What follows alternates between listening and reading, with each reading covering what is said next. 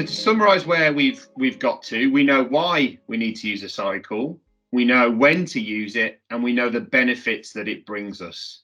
We know the cycle itself now, the policy sales cycle, then the 6 stages. This is the first stage, preparation, and then we're going to look at open and learn in the second part of this webinar. Now, one thing that I'm certain of is that me telling you to plan and prepare for your calls or your meetings is something that will generate a reaction from you, probably one of frustration. Yeah, we know we've got to do this. We all know it's crucial, okay? And we'll look at why it's crucial on the next slide, but we all struggle to do it. So I wanted to give you an opportunity to get that struggle off your chest. You know, why is it the struggle? So in the chat, please tell us what stops you from preparing, what gets in the way, and use that chat function. I suppose, Chris, you know, you mentioned it before. From your experience, what gets in the way of you doing the preparation that you know you need to do sometimes? Yeah, I think complacency, probably, because over time you go into meetings thinking you know what the outcome's going to be, thinking you know what it is you're doing, and you accidentally shortcut the process by skipping the planning and preparation piece. Yeah, I couldn't agree more. We're not getting any answers in the chat. Time constraints. Millie, thank you. Millie, your honesty is very much appreciated there. I think you've hit the nail on the head there. It's absolutely one of the biggest challenges that we have. Time, we're so busy. I appreciate you guys are so busy. Some of the conversations are incoming, so how can you prepare for that? You're not sure what to prepare. People forget. Complacency, as Chris said. You might have more important things to do. You might not be able to get hold of the information that you need. So all those reasons are rational and reasonable, and they're ones that I'm personally familiar with and ones that I've fallen foul of myself. But the reality is preparation is crucial to the success of any sales conversation. So let's look at what and why and when we can prepare, and even how, because my goal here is just to help raise your awareness of the importance of this part of the cycle and help you do it. So there's a number of things you can do to help you prepare. I'm going to reveal these on the slide over the next few minutes. But if you do have any tips on preparation, please share this in the chat. It's great to share those tips, and it helps others learn from your experience. So here are some things that you can do. So the what and the why.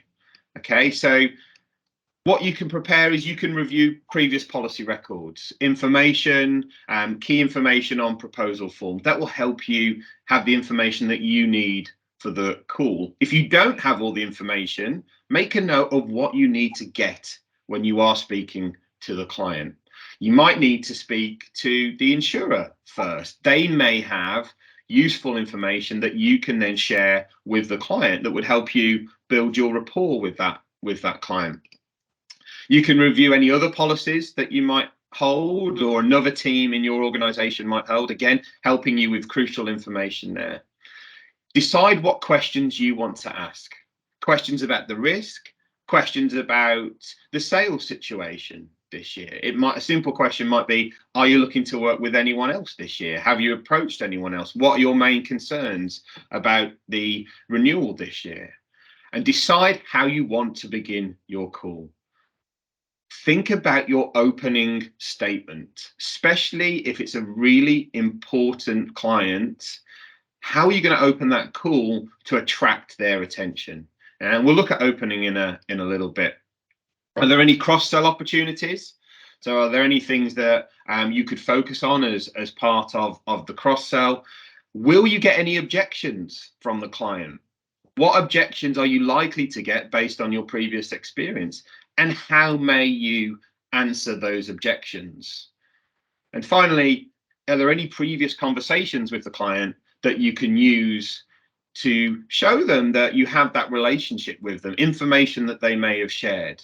So there's loads of things you can prepare. When should you? So it could be new calls, introductory calls. It can be on new business.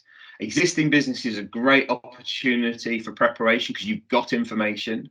You might decide that you're only going to prepare on a certain type of client because preparation is an investment of time. So it might be over a certain premium or commission level that you want to put that time in.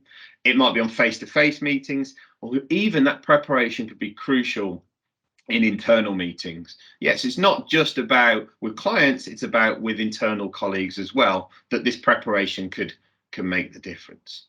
So how do you do it? I've got some tips for you on this. So this is the section I think that most people would like to be able to get better at. Okay, and I've seen some of the chats there, so just workloads. Yeah, be open with your team. Okay, tell them that you need the opportunity to prepare for something. If you don't share that, then how are they going to know? They might just be giving you more work when you really need that opportunity to do some preparation. So be clear on the benefits of why you need to prepare. Share your successes. So if a preparation leads to a really successful outcome, share that with your team. Encourage others to prepare and decide which clients that you must prepare for and prioritize them. Consider who can help you. So does your preparation involve the production of some numbers or some information? Can someone help you with that production? Is it a senior person that you need to speak to? Is the person that owned the client last year still around?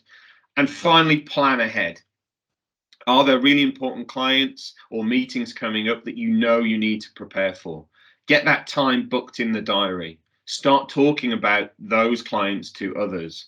That builds your accountability to prepare by being open about it. But the real and most important reason that we prepare is because it sets us up effectively for the rest of the call or the meeting, ensuring that we put ourselves in the best place to deliver the best service and achieve the right outcome for the customer. So let's now look at the open phase.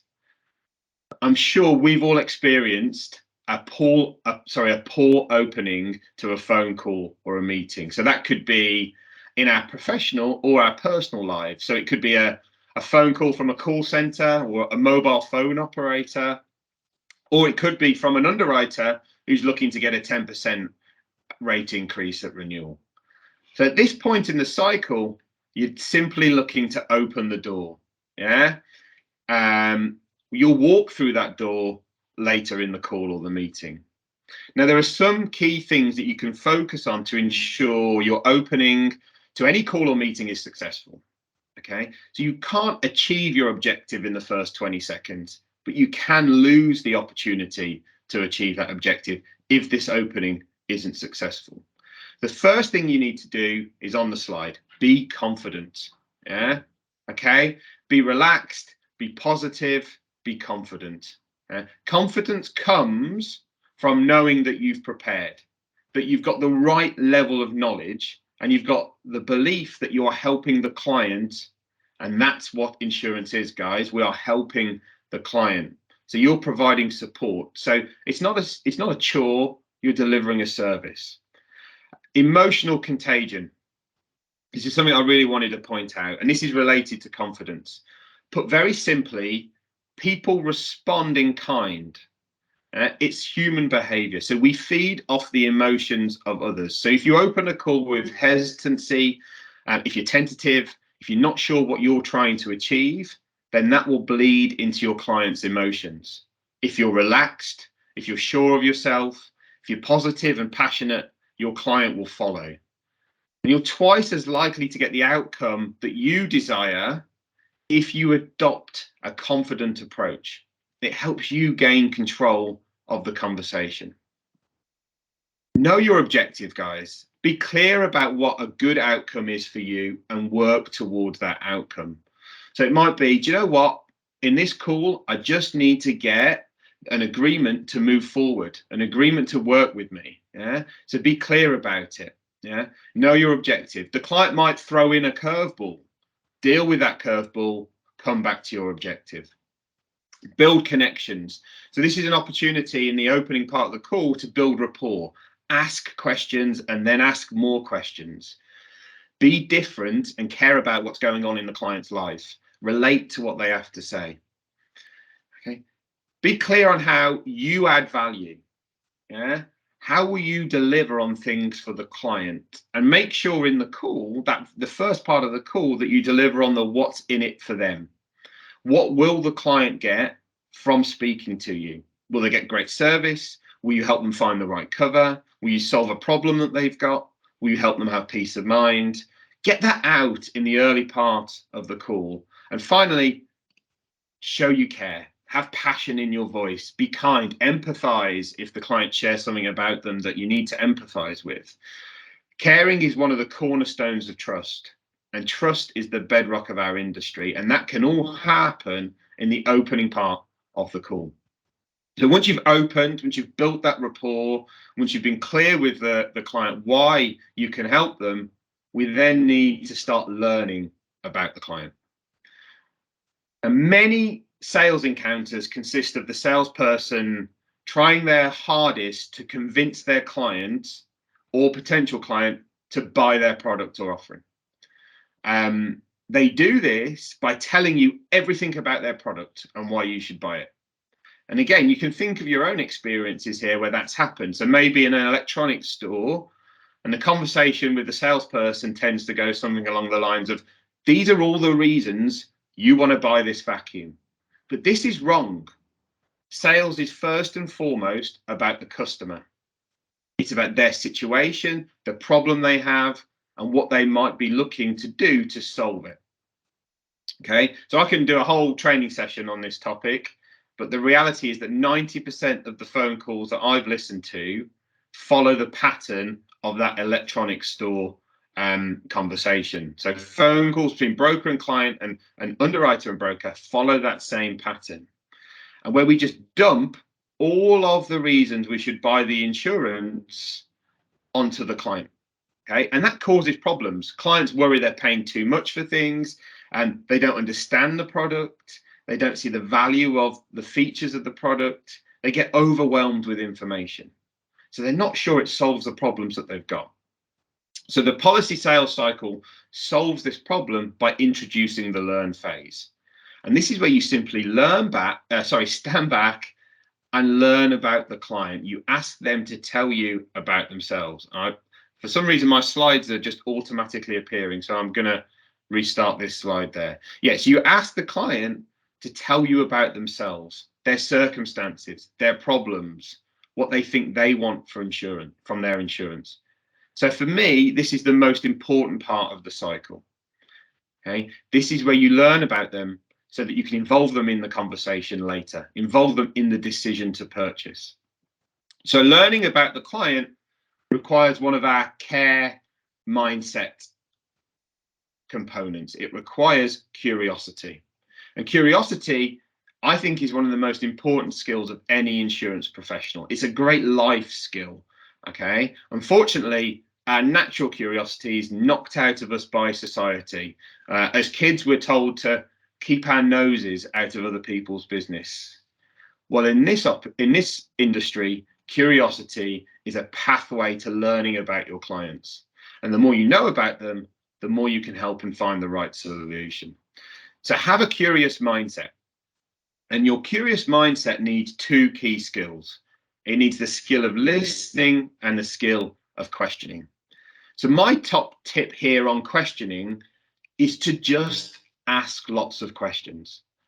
Many sales courses will tell you to ask open questions. So to start your questions with who, what, where, why, how, and when. But actually, I feel the real power is just asking a lot of questions, increasing your volume of questions. Use phrases like tell me more. Look to find problems with your questioning. Find clients' problems by asking them about their situation. Okay. Ask lots of questions about them, their property, their business. You know, what are they worrying about? And just keep asking. It will help you.